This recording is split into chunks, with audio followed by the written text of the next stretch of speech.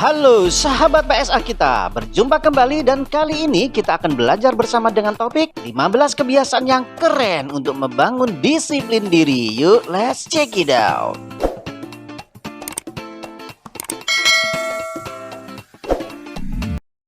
Nomor 1, minimum harian. Apa yang membuat hari kamu bahagia?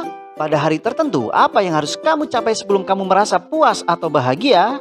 Bagi sebagian orang, kepuasan berarti makan makanan yang sehat, minum beberapa gelas air, dan berlari-lari. Bagi yang lain, mungkin seperti mengerjakan proyek pribadi atau membaca 30 halaman buku. Apapun yang kamu pilih, ini adalah minimum harianmu. Setiap hari apapun yang terjadi, kamu harus menyelesaikan daftar tugas singkat ini. Bahkan jika kamu merasa malas atau tidak termotivasi, minimum harianmu tidak untuk dinegosiasikan. Pada awalnya mungkin sulit untuk memenuhi tujuan harianmu. Namun seiring dengan berjalannya waktu, minimum harian kamu akan semakin mudah. Pada akhirnya kamu akan merasa cukup nyaman untuk meningkatkan standar, menantang diri sendiri untuk bekerja lebih keras dan mencapai lebih banyak lagi. Nomor 2, mengidentifikasi hambatan. Hambatan apa yang menghalangi gaya hidup produktif kamu? Banyak orang menjalani kehidupan yang tidak disiplin karena mereka menolak untuk mengakui hambatan emosional yang mereka hadapi setiap harinya. Misalnya, kamu mungkin berpikir bahwa dengan menonton TV adalah akar dari kemalasanmu. Jika kamu hanya dengan berhenti menonton TV, hidup kamu akan menjadi lebih baik. Tapi itu jarang sesederhana itu terjadi. Hampir selalu ada masalah emosional yang lebih dalam yang mempengaruhi perilaku kamu. Jadi, tanyakan pada diri sendiri, mengapa aku menghabiskan begitu banyak waktu hanya untuk menonton TV? Apakah kamu mencoba untuk menghindari tujuanmu? Apakah kamu merasa kewalahan, cemas, atau takut? Apapun yang menghambat kamu, penting untuk menggali akar masalahnya. Dengan begitu, kamu dapat mengatasi ketakutanmu, mengubah pola pikirmu, dan menumbuhkan disiplin diri yang bertahan seumur hidup. Nomor 3, mengendalikan ruangmu.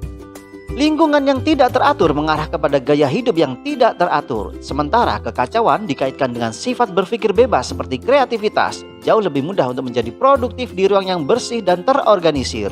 Ketika lingkunganmu bebas dari kekacauan, kamu dapat memusatkan 100% perhatianmu pada pekerjaan. Jadi, jagalah ruang kerjamu agar tetap teratur. Perhatikan dengan baik lingkungan yang kamu huni.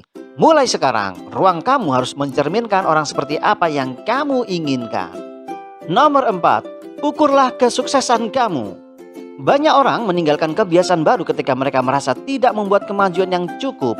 Jika kamu merasa hasil kerjamu tidak membuahkan hasil, sangat sulit untuk tetap fokus atau termotivasi. Untungnya ada cara mudah untuk mengukur pertumbuhan pribadimu. Setiap kali kamu mempraktikkan kebiasaan sehat, catat kemajuanmu di notepad atau spreadsheet. Kapanpun motivasi kamu mulai memudar, lihat lembar kemajuanmu dan motivasi kembali dirimu untuk terus bergerak maju. Nomor 5, singkirkan semua godaan. Apakah kamu menyiapkan diri sendiri untuk gagal? Banyak orang berjuang dengan diri sendiri karena mereka mengelilingi diri mereka dengan banyak godaan dan gangguan. Pada akhirnya, kamu akan membangun pengendalian diri yang cukup untuk menghindari godaan ini sendirian. Tapi, kamu belum sampai di sana. Untuk saat ini, lebih penting untuk membersihkan semua godaan dari lingkungan kamu. Dengan kata lain, tempatkan dirimu dalam situasi di mana kamu kemungkinan besar akan melakukan yang terbaik. Misalnya, jika kamu ingin mengerjakan sebuah proyek, jangan duduk di ruang tamumu tepat di depan TV. Alih-alih demikian, temukan ruang pribadi di rumahmu di mana kamu dapat fokus hanya pada apa yang penting. Jika kamu mempersiapkan diri untuk sukses, kamu akan menemukan bahwa disiplin diri jauh lebih mudah. Nomor 6, gunakan identitasmu. Kebiasaan baru bukanlah sesuatu yang ingin kamu lakukan, itu adalah sesuatu yang kamu lakukan setiap hari. Dengan kata lain, jika kamu ingin membangun disiplin diri, kamu perlu mengambil kepemilikan pribadi atas kebiasaanmu. Jika kamu ingin berlari, jadilah seorang pelari. Jika kamu ingin melukis, jadilah seorang pelukis. Masukkan kebiasaan baru kamu ke dalam identitasmu. Semakin pribadi mereka, maka semakin besar kemungkinan kamu untuk tetap disiplin. Nomor 7, mulailah. Bagian tersulit dari setiap kebiasaan baru adalah memulainya. Semua orang berjuang untuk mengambil tindakan di awal, tetapi ada cara mudah untuk mengatasi hambatan awal itu. Alih-alih mengharapkan dirimu untuk mencapai tujuan yang besar dan sulit, kecilkan tujuanmu menjadi ukuran terkecil yang dapat kamu bayangkan. Jika kamu ingin minum lebih banyak air, cukup minum 1 teguk. Jika kamu ingin berolahraga lebih sering, yang kamu harus lakukan hanyalah push up tunggal. Setelah langkah kecil pertama, kamu akan menyadari bahwa kamu lebih mampu dari yang kamu kira. 1 push up berubah menjadi 2 push up menjadi 5, sampai tiba-tiba kamu dapat menyelesaikan seluruh latihanmu. Setelah kamu mendapatkan bola bergulir, sisanya rutinitas kamu terjadi secara alami. Nomor 8. Buat tujuan aktif. Dapatkah kamu mendefinisikan tujuan kamu dalam beberapa kata? Banyak orang gagal mewujudkan tujuan mereka karena mereka mengandalkan mimpi abstrak yang kabur yang disebut tujuan pasif. Tujuan pasif mungkin kamu tidak akan pernah menjadi kenyataan hanya karena kamu tidak memiliki gambaran yang jelas tentang apa yang kamu capai. Tetapi ada cara mudah untuk mengubah tujuan pasif menjadi sesuatu yang konkret, tujuan aktif yang benar-benar dapat kamu capai. Katakanlah kamu secara pasif bermimpi menjadi seorang musisi. Kamu dapat bermimpi tentang musik sepanjang hari, setiap hari, tetapi kamu tidak akan pernah mencapai impian kamu kecuali kamu mengambil langkah nyata menuju pencapaian tertentu. Alih-alih mengatakan, aku ingin menjadi musisi, buatlah tujuan aktif seperti, aku ingin bergabung dengan sebuah band, atau aku ingin mempelajari lagu ini. Semakin aktif tujuan yang kamu buat, semakin mudah untuk membayangkan masa depan kamu dan mengejar hasrat kamu. Nomor 9. Memotong sudut. Hidupmu sepenuhnya ada di tanganmu. Jika kamu ingin melakukan sesuatu, kamu harus melakukannya sendiri. Di sisi lain, jika kamu ingin menipu sesuatu, tidak ada yang akan menghentikan kamu. Di titik inilah banyak orang mengalami kesulitan. Mereka menipu kebiasaan sehat mereka dan menghindari bekerja. Tetapi saat kamu mulai selingkuh, disiplin diri kamu akan hancur berkeping-keping. Setiap kali kamu mendapati diri sendiri selingkuh, mundurlah selangkah. Lihatlah gambaran besarnya dan buat rencana baru. Karena ada alasan mengapa kamu tiba-tiba mengambil jalan pintas. Jika kamu menemukan alasan itu, kamu dapat memperbarui motivasi kamu dan mengembalikan kebiasaan kamu ke jalur yang benar. Nomor 10. Ketahui batasan dirimu. Kamu, jika ingin membangun disiplin diri, kamu memerlukan pemahaman yang kuat tentang siapa dirimu dan disiplin dirimu. Itu berarti mengidentifikasi preferensimu, batasanmu, kekuatanmu, dan tentu saja kelemahanmu. Setelah kamu mendapatkan pemahaman yang lebih lengkap tentang siapa dirimu, kamu dapat merancang kebiasaan dan rutinitas yang memberdayakan pertumbuhan pribadimu. Tetapi teknik ini hanya berguna jika kamu jujur pada diri sendiri. Jika kamu berpura-pura menjadi efisien atau produktif, padahal sebenarnya tidak, kamu akan terjebak pada pola penghancuran diri yang sama. Jadi, perhatikan gaya hidupmu dengan keras dan jujur. Jangan membohongi diri sendiri dan jangan malu dengan apa yang bisa atau tidak bisa kamu lakukan. Tidak peduli seberapa disiplin atau tidak disiplin kamu, akan selalu ada ruang untuk tumbuh. Nomor 11. Menjaga momentum.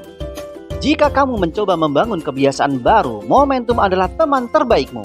Semakin banyak momentum yang kamu ciptakan, semakin mudah untuk mempertahankan kebiasaan dari waktu ke waktu. Seiring berjalannya waktu, kamu mendapatkan disiplin diri hanya karena kamu tidak ingin merusak momentum kamu. Apapun kebiasaan yang kamu coba bangun, gunakan momentum kamu untuk membuat dirimu tetap termotivasi dan disiplin. Saat momentum kamu tumbuh, kamu akan menemukan kebiasaan menjadi lebih mudah dan lebih mudah. Nomor 12. Kebiasaan yang dapat dikelola. Apakah mendekati kebiasaan baru dengan pola pikir yang salah? Alih-alih berfokus pada apa yang sebenarnya mereka lakukan, kebanyakan orang memusatkan perhatian mereka pada hasil akhir. Kamu mungkin berkata kepada diri sendiri, aku ingin lari maraton, atau aku ingin berkeliling dunia. Tetapi tidak satupun dari tujuan ini yang menawarkan langkah praktis yang dapat kamu ambil. Alih-alih mengkhawatirkan hasilnya, cobalah sesuatu seperti, aku ingin berlari 1 mil setiap hari, atau aku ingin menghemat $500 setiap bulan. Ini adalah kebiasaan yang dapat dikelola, yang benar-benar dapat kamu praktikkan. Dengan berfokus pada kebiasaan kecil ini, alih-alih hasil jangka panjang, kamu dapat tetap fokus, produktif, dan terkendali. Nomor 13. Jadwal istirahat. Disiplin diri tidak berarti bekerja 24 jam seminggu. Setelah kamu menginvestasikan waktu dan upaya ke dalam tujuanmu, kamu perlu menjadwalkan istirahat, memisahkan diri dari pekerjaan, dan mengisi ulang bateraimu. Jika tidak, kamu akan kehabisan tenaga. Jika kamu bekerja tanpa henti, kontrol dirimu akan memudar. Kamu akan menjadi kurang produktif, kurang antusias, dan kurang termotivasi. Jadi, jangan lupa untuk menjadwalkan waktu henti dalam rutinitas harianmu. Tidak peduli seberapa produktif atau disiplin kamu, semua orang perlu beristirahat. Nomor 14. Mempertahankan tekad. Mengapa kamu membuat keputusan yang buruk dan malas? Banyak orang cerdas yang berorientasi pada tujuan membuat pilihan yang salah setiap hari. Mereka memiliki motivasi dan mereka juga memiliki tekad kuat. Tetapi mereka terus membuat keputusan yang buruk. Mengapa demikian? Karena mereka menyia-nyiakan tekad mereka pada keputusan yang tidak mempengaruhi hidupnya. Kamu hanya memiliki tekad yang terbatas. Itu berarti kamu hanya dapat membuat pilihan yang baik dalam jumlah terbatas. Katakanlah kamu memiliki kemauan yang cukup untuk membuat 10 keputusan yang baik. Jika kamu membuat 10 keputusan pertama di pagi hari, tekad kamu akan hilang sepanjang hari. Ini menciptakan sesuatu yang disebut dengan kelelahan keputusan. Setelah tekad kamu habis, kamu mulai membuat keputusan yang impulsif dan malas. Bahkan jika kamu tahu telah melakukan hal yang salah. Untuk menghindari kelelahan keputusan, kurangi jumlah pilihan dalam hidupmu. Temukan cara untuk mengotomatisasi tugas yang berulang, seperti memilih pakaian dan membuat makanan. Semakin sedikit keputusan yang harus kamu buat, semakin banyak tekad yang kamu pertahankan sepanjang hari. Nomor 15, outlet yang konstruktif. Ketika menyingkirkan kebiasaan buruk, kebanyakan orang mencoba untuk berhenti tiba-tiba dan sepenuhnya. Namun beberapa hari kemudian, sifat buruk mereka kembali muncul.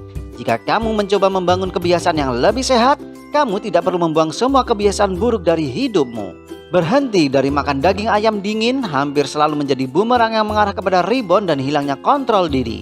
Jangan khawatir tentang membersihkan hidupmu dari semua kebiasaan buruk ini. Kamu tidak perlu menjadi sempurna untuk menjalani kehidupan yang lebih disiplin. Faktanya, melepaskan diri sesekali penting untuk memotivasi jangka panjangmu. Jadi, alih-alih berhenti sama sekali, fokuslah untuk mengendalikan kebiasaan burukmu. Selama kamu memilih kapan harus melepaskan dan kapan harus tetap fokus, kamu dapat membangun lebih banyak disiplin diri tanpa memaksakan diri. Terima kasih sudah menyimak video ini dan jangan lupa klik subscribe untuk terus mendapatkan topik belajar menarik lainnya. Sampai jumpa.